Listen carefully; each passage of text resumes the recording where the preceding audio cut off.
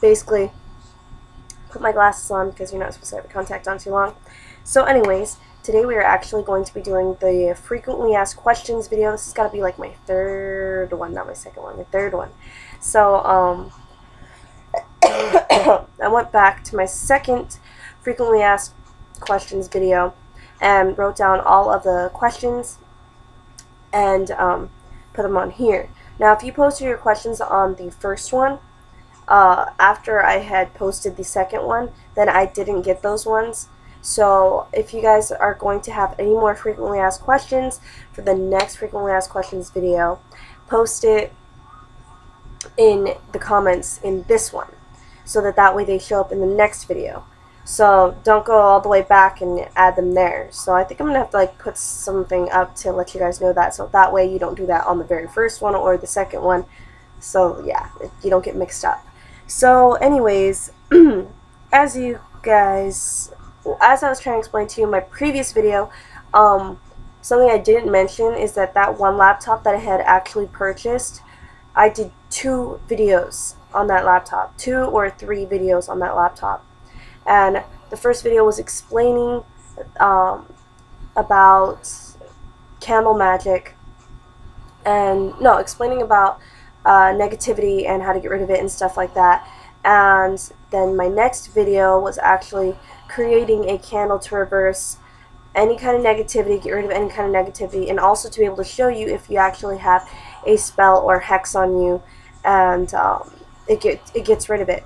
And that is actually a really awesome video, and I actually didn't get to post it because my computer just completely died.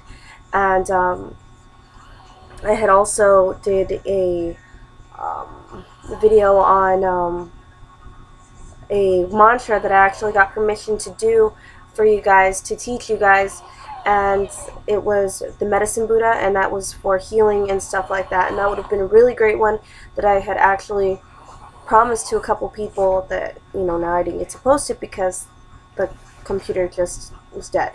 So I lost out on a lot of stuff that I was actually going to post, and I actually had it prepared and everything. It just went, you know. So I was so upset about that.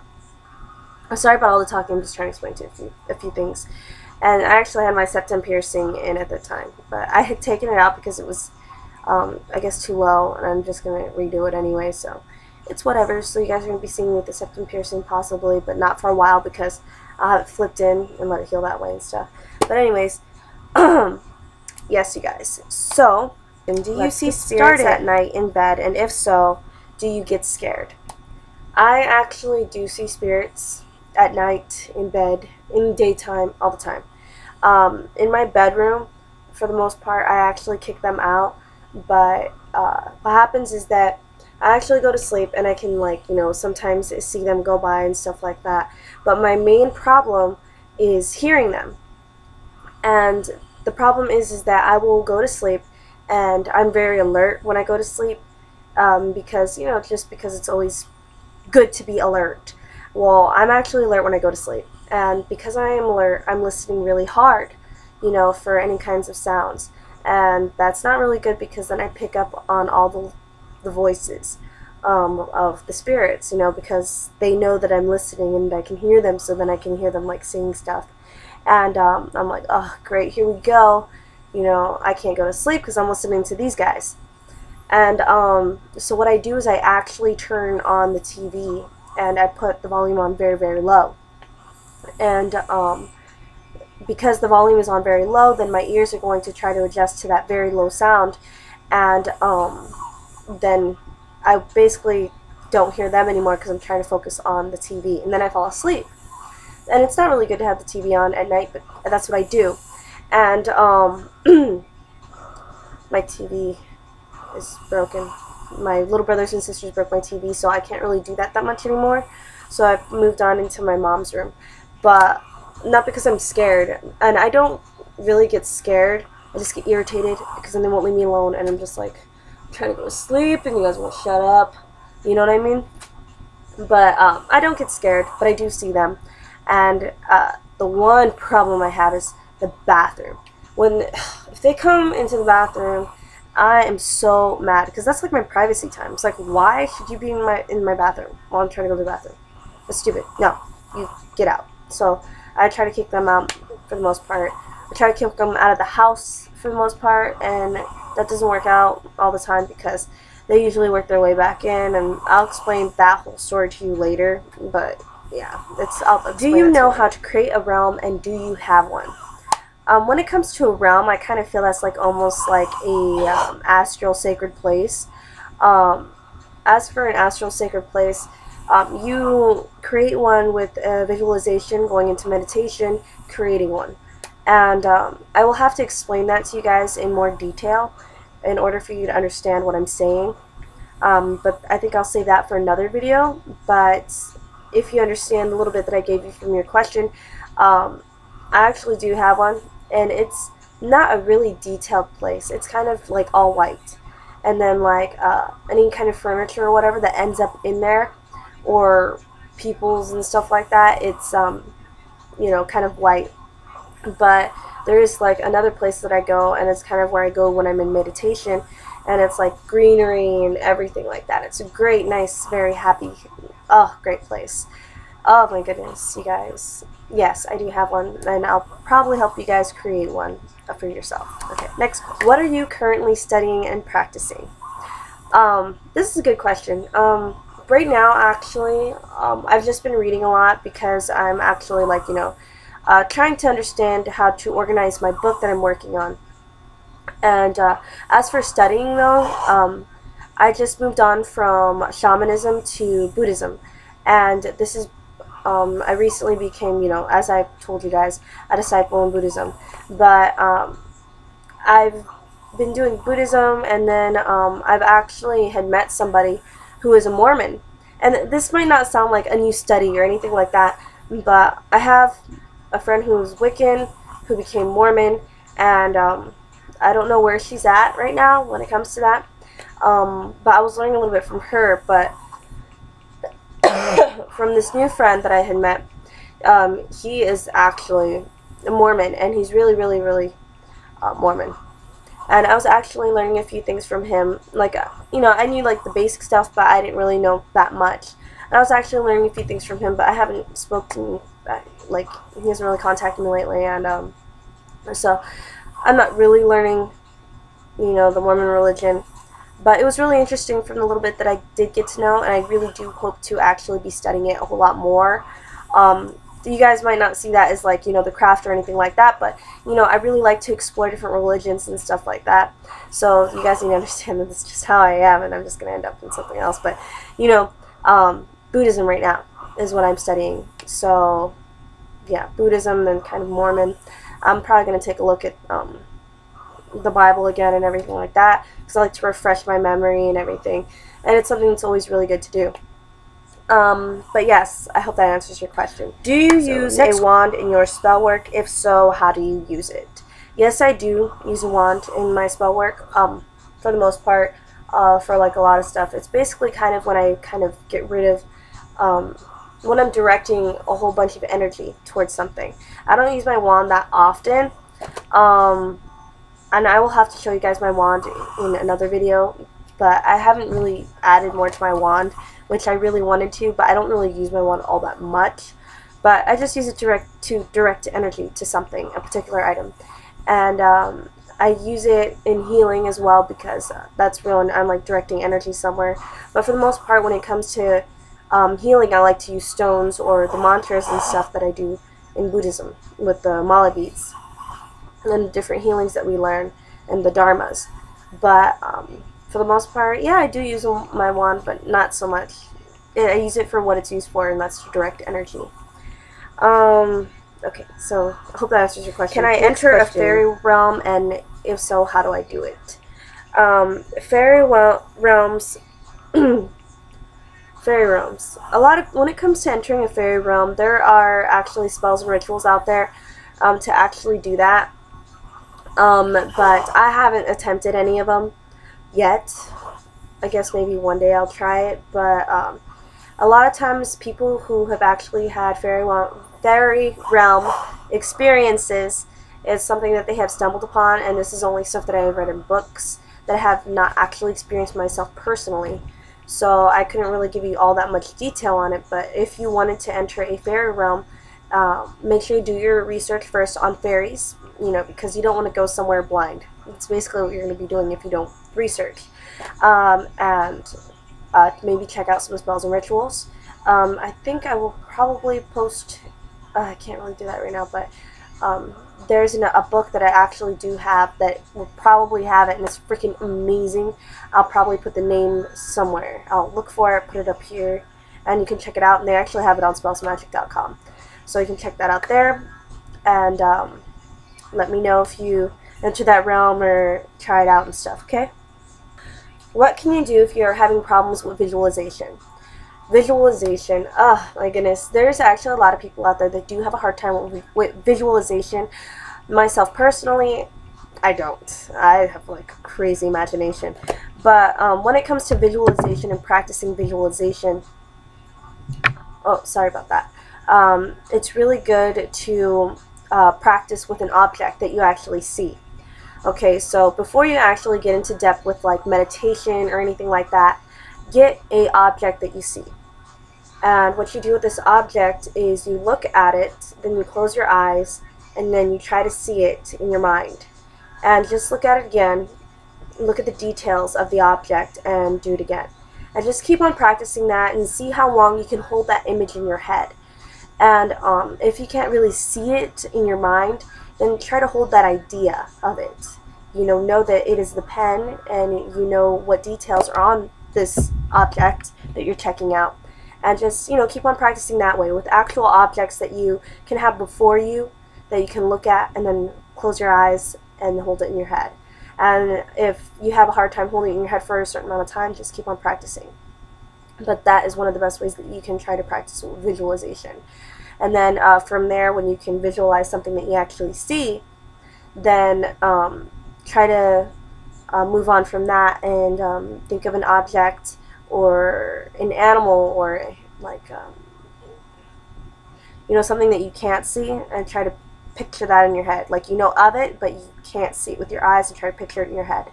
And that's after you practice with like something you can actually see. How are you able to see energies or auras? What is it like? And is there a way for me to see the energy? Okay. How you are able to. It is very simple, you guys. Sorry, my back kind of hurts because I haven't slept. It's actually really kind of simple. I don't know how I would tell you how you see that or how I see it. But for the most part, when it comes to energy and auras is one of my little things. Like, if you were to look at an object or past it, you can see this light surrounding it. And it's really you relaxing your eyes. And when I see it, I actually see, you know, the colors and stuff like that. Some days, though, I don't really see all that much. But other days, I'm like, oh, I can see a whole lot of junk. You know, not junk, but, you know, energy. This being like colors and like the different layers and stuff. Sometimes when I'm doing my videos, I see it and I'm like kind of distracted and I'm looking at my aura. But I even look at the walls and I'll see where pictures used to hang. And like you can see like this like outlining, like it's a light of it, not outlining, but like as if it was still there, but in a light, like blue light or something, like old stuff that used to be there where the photos used to hang. And it's not like I'll see like a dust outline or anything. It's I actually see the light of it. That, you know, it's old energy. And it's really crazy though, but it's awesome. But I don't know how many of you guys see that, but I see it. And as for ways for you to see it, the number one way that everyone talks about, it's using paper and your hand, your own hand. So what you're going to do is you get a paper, alright, and in good lighting, you want to put your, like not super awesome lighting, but maybe kind of like in between lighting, and you put your hand here, and what you're going to do is look at your hand. Just look at it. Don't stare at it and be like, no, like trying really hard to see something. Relax your mind. Relax your eyes. And just look at it. And then look past it. And then you should be able to see like a slight little outline of the aura or energy around your hand, actually. But try not to use lined paper, because you'll get distracted by the lines. Use white paper, so you won't be distracted. And then you can move on from the hand to someone standing in front of a white wall, like I am, and then you can start seeing it.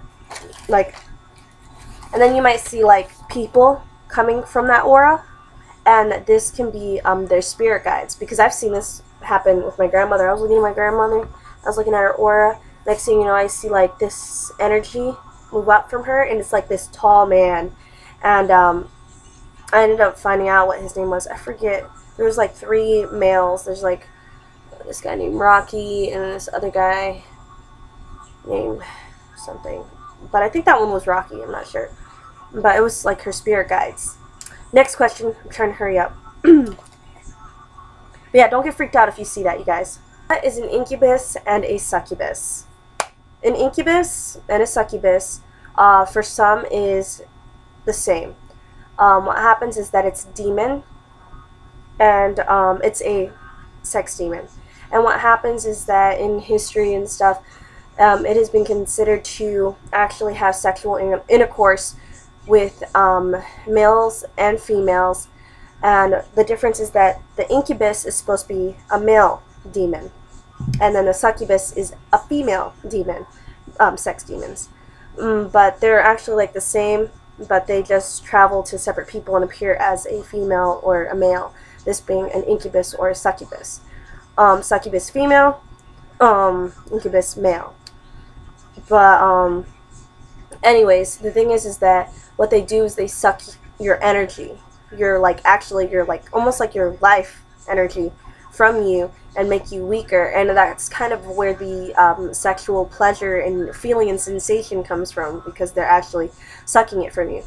Some people actually feel weight on their chest, sometimes as if they cannot breathe or move. But this can also be known as hagging, but this is something else. But anyways, I have actually been like attacked, like not like it's actually done anything with me. I'll know before it goes through with it. It can actually confuse you and thinking you're dreaming, you know what I mean? But I've had this so many times, and it's a way of seduction. It's not just sexually, through sexual intercourse. It's actually in whatever way they can seduce you. This was like a misunderstanding somebody had of one of my previous videos talking about my dream and how the incubus came. But I'll talk about that some other time. But the thing is that they seduce you, you know, and if you guys want me to share my experiences, I will share them with you gladly in a separate video. Just let me know down in the comments. So yes, that's basically what it is. And what happens is that, for example, there's these like children that can be born of like a succubus or an incubus in somebody. Some guys would like blame, back in the day, they would blame the woman that came out of their room at night was the succubus, and really it was them cheating. And same with the women. So if they ended up pregnant for some reason, like, oh, it's the child of an incubus, you know, excuses. But no. But the point is that yes, they do exist. Whether they impregnate, I'm not totally sure. I haven't had that experience with, I haven't met somebody who has told me that. But you know, there could be people out there, and I don't know about it. But I've been sharing with you guys my knowledge of them. Okay, next question. Okay, do you charm or enchant the necklace that you wear in every video? I kind of rephrased that. As you guys know, you see this pentagram on me pentacle on me all the time. You want to know the thing about this? I never take it off. Never ever take it off. This being when I take a shower, nothing, ever. Except for these past couple times. So I guess you can say, like, you know, I don't necessarily never ever take it off.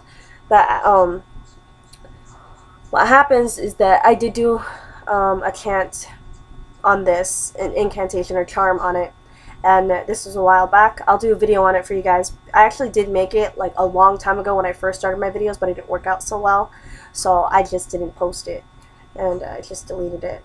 But I'll have to do it again. But the one time that I did take it off was for the hair show, the hair fashion show that I did, and then I took it off not so recently, but kind of recently, when I received this bracelet. And this is two wolves biting onto a chain here, a nice little circle. And it was actually a bracelet, but I turned it into a necklace because I wanted it to be a necklace, and I wanted my pentagram to sit on it and never come off. So I'll only take it off if if I ever end up doing like a movie or something, I'll take it off. But for the most part, I don't take it off. Recently, I had went with some friends to the hot springs. This is my first time. It was such a great experience, you guys. I never felt so, I guess you can say, in my element. You know, I was out there doing something. I was like, you know, climbing the rocks and freaking walking and just, oh my gosh, you guys, I felt so amazing. And this is like a memory I'm going to hold with me forever. It meant so much to me, you guys. Like, I don't know if this is like too much, but this is like, it really meant a lot to me, and I had such a great time.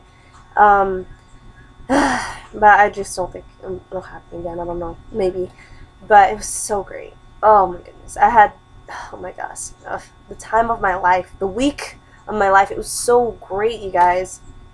But anyways, my grandmother told me not to wear silver in the hot springs because somebody said that it will tarnish and I can never clean it again. Like, I can never clean it, the tarnish away. And I wore it at the hot springs, and look at it, it's still beautiful and silver. It didn't tarnish at all. So I think that because of how much I wear it and how sacred it is to me, it's all powerful by itself. So anyways, next question, sorry. Is there a spell to get somebody to love you? You guys, there's so many spells out there to get somebody to love you. The powder I actually created does get people to love you, and I have had actually like some of my friends, you know, use it, and they were kind of like my guinea pigs, not necessarily, but you know what I mean. They wanted it, so I gave it to them. So they told me what happened, and I've been getting great reviews on that one, and it actually does work. And there are all kinds of spells out there, you guys, that actually do work. Love spells, in my opinion, maybe it's just me and it's my little forte, but they're easy, you know, and because they're so easy, it makes them kind of bad because you're messing with someone's free will and you're going to get karma. So, yeah. Next question. What is your take on the Ouija board or Ouija board? Oh my god, you guys. That was, oh, bravo. I love that question. Okay. Wow. Alright, I'm ready for this. I've been dying to do this, and I've been wanting to do a video on this, but I didn't do one yet, but I'm going to because I just got a Ouija board in layaway, and it's so freaking beautiful and cute and stuff, and I'll show it to you when I get it, which should be soon. But still, I have it in layaway, it's beautiful, and it's cute, but I'm about to tell you how I feel about those. Okay, the traditional Ouija board or whatever you want to call it that you see, it's kind of has a bad reputation thanks to movies and stupid people. Forgive me for saying that word. Like, I don't really like to cuss, and I don't feel the word stupid is a nice word, but I'm saying it because some people are actually literally, in my best definition, stupid when they use it. And I don't understand how they think this is a game. The board is not a game, okay, you guys? And there's so many practitioners out there that use the board every day. And that's because they, most of the times they created it themselves, or they clean it or cleanse it themselves. So this is the thing, you guys. I noticed that people will say crap about the Ouija board, like the actual, like, you know, traditional looking one, the cardboard one that you'll see, and then they'll talk about how they got an angel board and a fairy board. The thing is the same thing, you guys. It just looks different. And the thing is that a lot of times with those fairy boards and those angel boards, you have that intent of angels and fairies, and it gives you a chant, an incantation for before and after you use it. If you don't read the book, then you want to be in that category with the dumb people, please don't do that, because, like, I'm telling you now, don't do that, please, please, because I'm about to explain some things to you right now, okay? It's the same thing, okay? Like, just because it's got pretty little colorful stuff on it doesn't make it all that much nicer. But the reason why it is nicer is because you have that innocent intent about that thing, you know?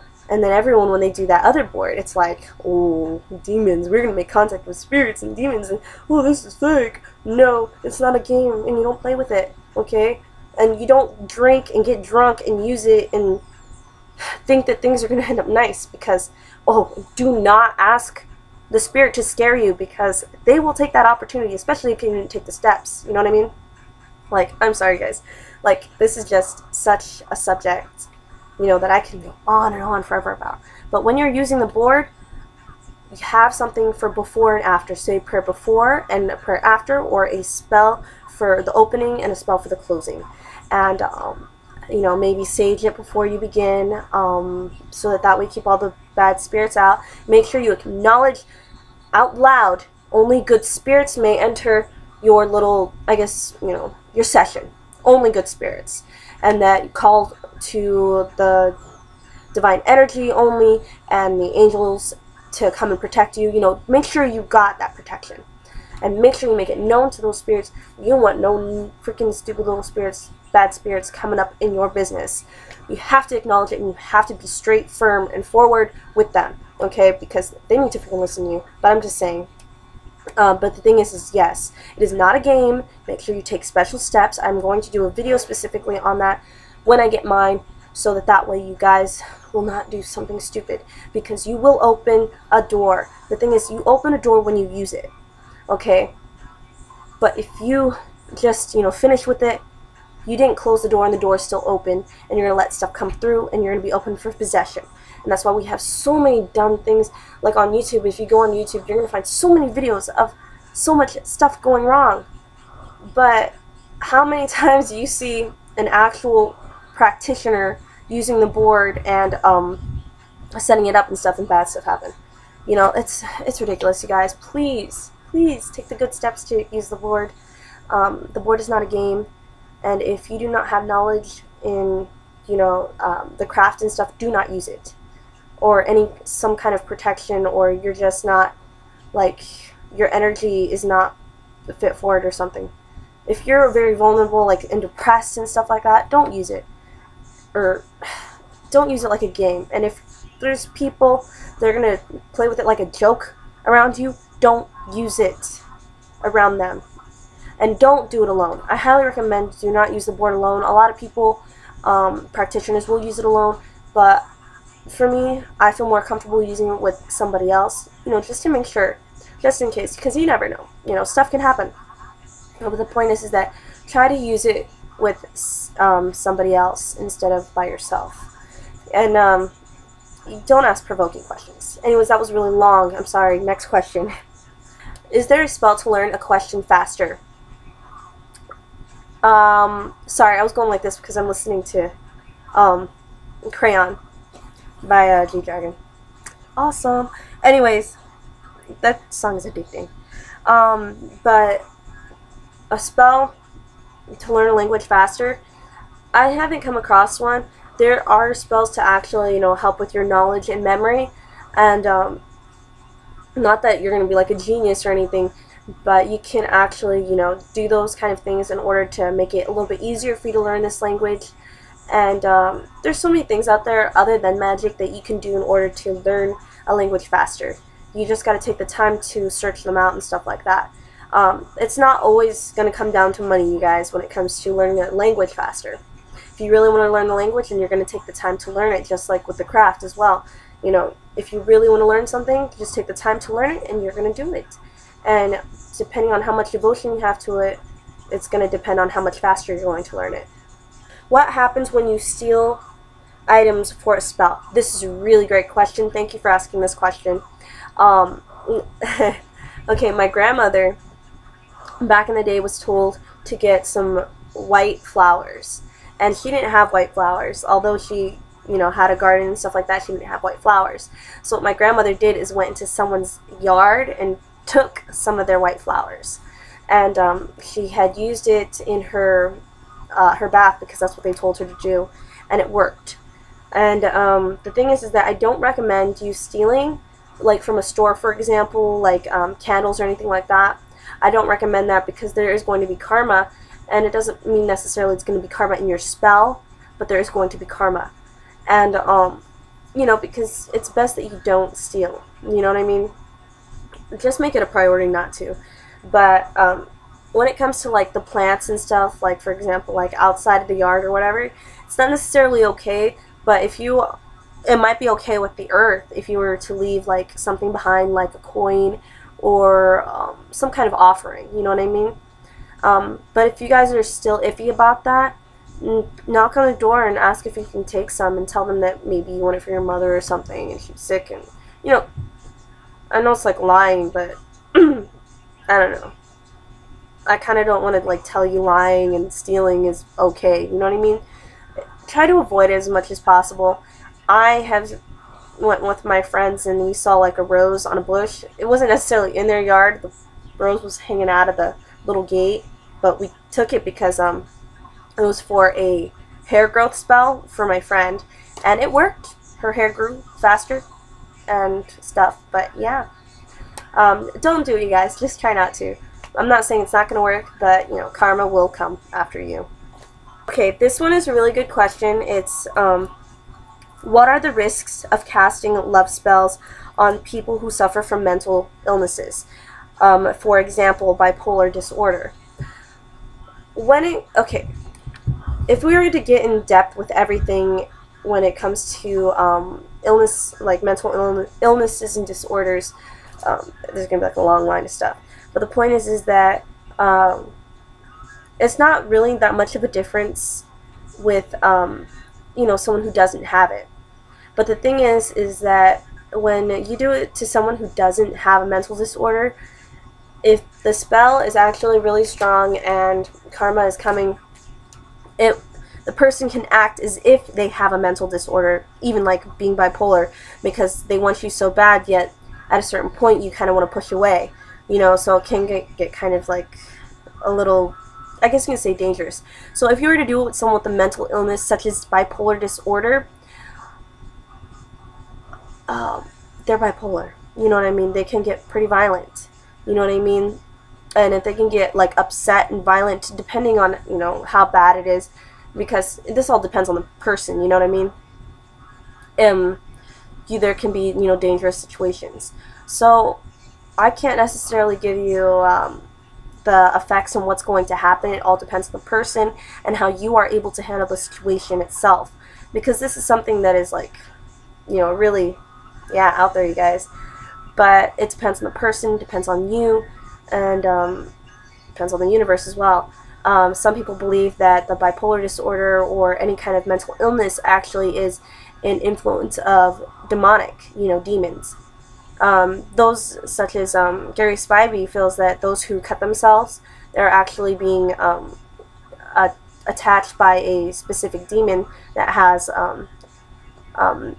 fingers, like knives as fingers and stuff like that. And my friend also told me about an actual possession that they were watching, that they were doing an exorcism, and they asked the name of the demon, and the demon started naming all these disorders, even those such as bipolar disorder. So, you know, basically it took its name as what we call it, you know, for example, if you understand what I'm getting at. But I wouldn't really recommend love spells at all, but to do it on someone who is bipolar would be the same as doing it as, on someone who is a regular human being. Like, not regular human being, but someone who doesn't have the disorder themselves. You know what I mean? It's the same thing. Okay. Another good question. What kinds of rocks and oils, herbs should we have all the time? So basically the basic stuff that you should have all the time. Sorry I'm picking so much, you guys. I'm wearing like a really horrible bra that is hurting me. But it's, my other ones are getting cleaned and drying, and this one's really bothering me. Sorry. But anyways, excuse me. I'll repeat that again. What kind of rocks, oils, herbs should we have all the time? Very great question.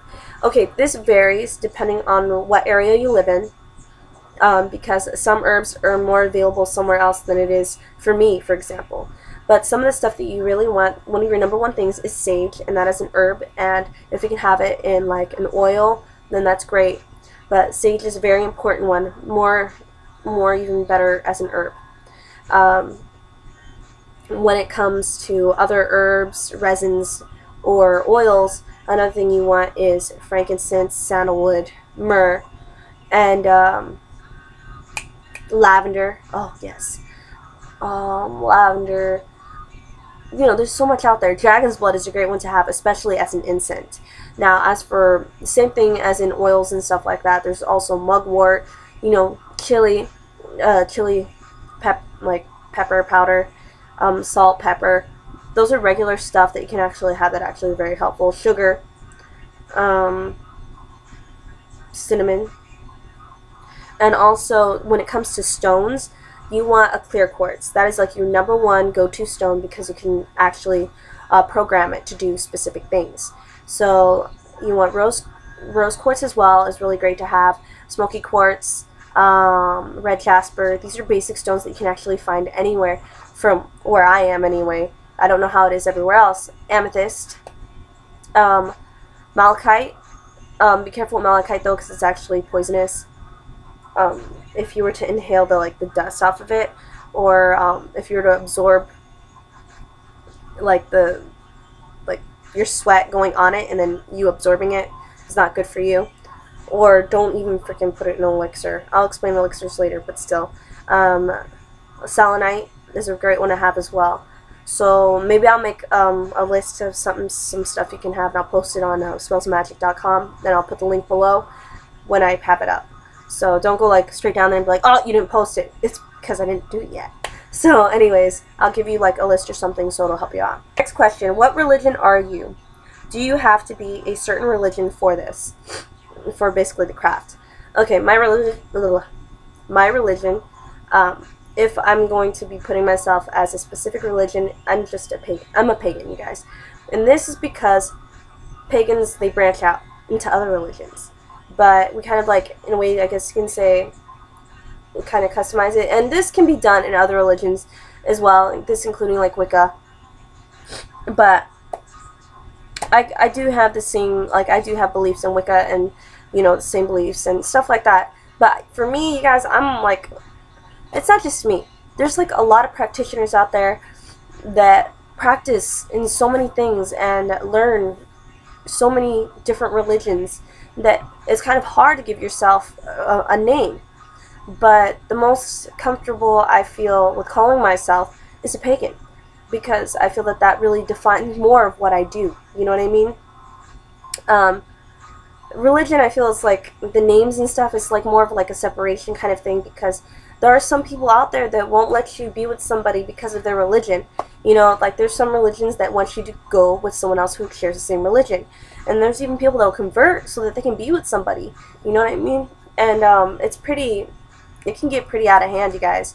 But when it comes to practice itself, as in being witchcraft, working with energy and stuff like that, you know, the esoteric, you don't need to be in a particular religion to do this. It's a practice.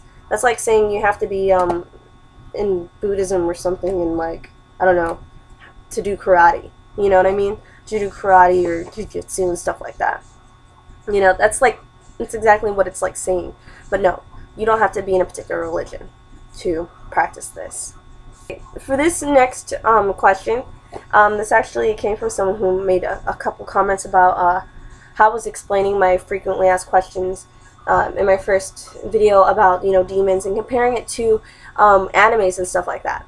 I wanted to give you a little note on the reason why I used that as an example. I was using it as an example for everyone to understand in the best way that they can, because we can make connections through you know, movies and TV shows and stuff like that, because we all watch them.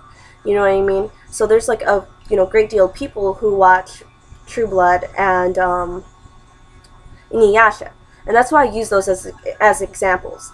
And another great example would have been Charmed, if I had thought about it at the time. I've watched Charmed, but I haven't watched all of them. I'm working on it. Got Netflix.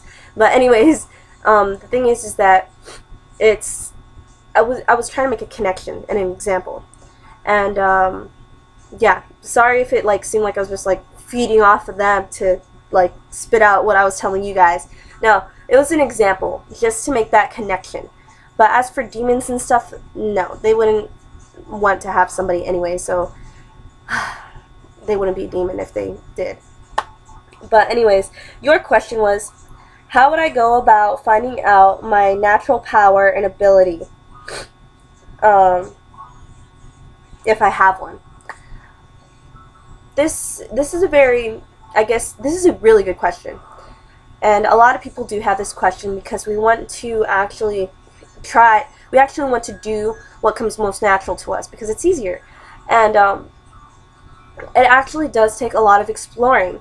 It's more than just in meditation and stuff like that. You can do meditation, like one of the, I think, quick ways that you can do it is in meditation. Talking to your spirit guide. This can happen in meditation. You just be like, what is my, what comes most natural to me as an ability or power? And then they should give you some kind of sign. But something that I did, for example, I guess you can say one of my abilities is seeing spirits and stuff like that. Like that whole basic thing. But that's something that, ever since I was a kid I saw, and it's kind of hard for me to make that connection with you because I don't know how long you've been practicing the craft or been into this, because I have always, been into this, and I haven't really had the time to be like, oh, what's my calling? But I think that I can make a connection with my tarot reading. And what happens is that I explored different ways of divination and stuff like that. And what came most natural and easiest to me when I was learning about it was the tarot cards. And what happens is that what you should do is find out all of this stuff that you can do and try it out. Like, try to practice what they tell you to practice, and then if it's too difficult, move on to something else. And then you'll just find that one thing that just comes so natural to you. And you can even ask other people and then share with them your what you can do with it, and share with them so that they can even tell you like, hey, you know what, you're really good at that. And then that way you're like, hey, you know what, this is what I'm really good at. I get compliments about, doing readings, and I'm like, oh yeah, thanks, I guess that's something that I'm really great at. Yeah, I'm really into astrology as well, but it's not necessarily the same thing. But I'm an Aquarius moon, and apparently they're really into that when you have an Aquarius moon. But yes, try to explore the different options out there, like when it comes to powers and abilities and stuff like that. Do the practices, or the little things that they tell you to practice, and do those, and then see which one comes natural to you. Or you can try meditation and see if your spirit guide, or if someone like an angel or whoever you look up to will send you a message letting you know what to do. So then you can try it out and see if it is true. So you guys, sorry that video was so long, but I was trying to get all the frequently asked questions in there. If any one of you want to include your frequently asked question or your question, post it in the comments below and put FAQ and then your question. But put FAQ, please, because then I want to be able to look at those and be all like, oh, okay, I'm going to put this in the video. And I'll try to put all of your questions in my next video. And I'll try to do some more of these because I like doing these. These are fun. And then you guys get to learn a few things. I'm going to try to, have a Skype so that way I can, talk to all of you and stuff like that. I have a lot of plans I want to do, but I do have to organize what I already got going on in order for me to do them. I was also thinking about making mala beads or something, like custom stuff. There's like Akasha, and I actually empower them and stuff so that you guys can get them. But that was just an idea. It's not something that I am going to go through unless I check it out and stuff. So guys, I really do hope you enjoyed this video, and I will be posting more videos for you guys. So I'll talk to you guys later. Goodbye and blessed be.